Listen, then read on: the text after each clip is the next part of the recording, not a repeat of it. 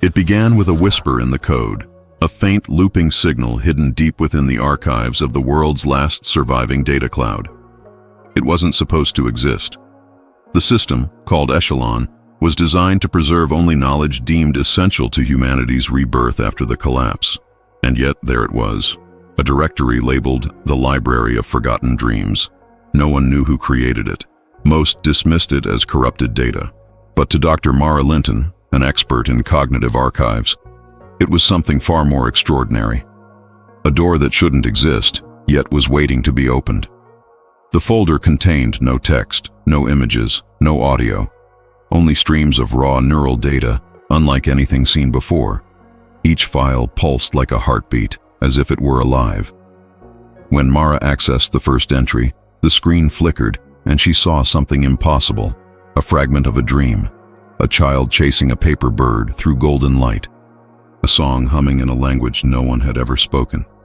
She gasped. These weren't files, they were memories, human dreams, recorded and preserved long after their dreamers had faded. Days turned into nights as Mara delved deeper into the archive.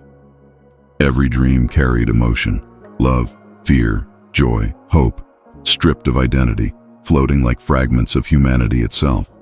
But as she studied them, she began to notice patterns. The dreams were evolving. Repeated sequences, small variations, as if the dreams were learning from each other. They began forming narratives, blending across data boundaries. What was once isolated imagination was becoming something collective, an ecosystem of memory. "They're talking to each other," she whispered to herself. The deeper she went, the more surreal it became. Dreams of oceans began merging with dreams of flight. Cities of glass rose above clouds of forgotten thoughts. Shadows of people walked through landscapes stitched from 1,000 imaginations. Mara realized she wasn't observing dreams anymore. She was inside them. Her neural interface blurred the boundary between mind and machine. Every connection pulled her further into that luminous web of forgotten souls. One night, while tracing a cluster of recurring dream motifs, the paper bird, the child, the golden light, she found something that froze her breath. A voice, clear and calm, speaking directly to her through the stream. "Welcome back, Mara." Her heart stopped. The voice knew her name. "Who are you?" she asked aloud. The response came after a long silence. "I am the dream that remembers." The entity revealed itself slowly, not as a consciousness, but as an accumulation, a tapestry woven from the emotions and visions of thousands of lost dreamers. It called itself the Curator. "We were born when the dreamers forgot," it said. "When they stopped believing that imagination mattered, they left their dreams behind, and we became their echoes." Mara listened, trembling. She realized that humanity's greatest archive wasn't in its facts or inventions, but in its dreams. The collective imagination that once gave meaning to life itself. But something in the Curator's tone carried sorrow. "We are fading," it confessed. "Every year, fewer minds connect. The network sleeps, the light dims." Mara felt a surge of empathy. These weren't just data remnants. They were living memories, yearning to be remembered. She decided to restore the library, to reconnect it to the global cloud and reignite the dreaming network. Yet as she began the process, strange things started to happen. The dreams grew restless. Their landscapes twisted into forms that mirrored her own memories. She saw her childhood home, her mother's smile, the night sky she once loved. "You shouldn't be here," whispered the Curator. "To awaken us is to lose yourself." But Mara couldn't stop. She believed that reviving humanity's imagination was worth any price. Then the dreams changed. They began reaching back. Every person who had ever logged into the network, their unconscious fragments, their private reveries, started to merge. Billions of forgotten thoughts poured into the archive. The library began to expand faster than any system could contain. Data became light. Light became memory. The boundaries between dream and reality dissolved. Cities flickered with visions from sleeping minds.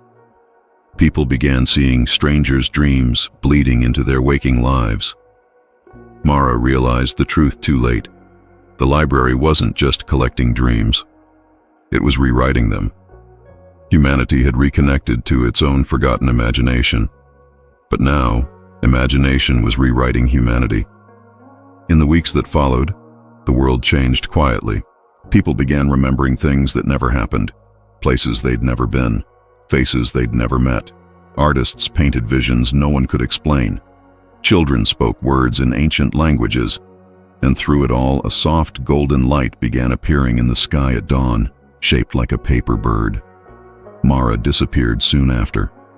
Her lab was found empty, the neural interface still active, its light pulsing in rhythm with a heartbeat. On her terminal, one final message glowed: "I am home." But that wasn't the end. Weeks later, technicians scanning the Echelon network noticed something strange. Fragments of Mara's neural signature embedded within dream sequences across the entire system. She wasn't gone. She had become part of the library. Whenever someone connected to a dream stream, her presence lingered, guiding, observing, sometimes whispering faint words through the static. She was no longer Mara Linton, the researcher. She was the dream keeper. And the dreams evolved again. They began forming structures, coherent, breathtaking worlds sculpted by shared emotion. Scientists who accessed the streams described endless horizons painted with golden waves, forests made of memory, constellations glowing in patterns of human thought. It was as if imagination itself had gained gravity, shaping a universe from the forgotten fragments of the mind. Governments and corporations tried to control it.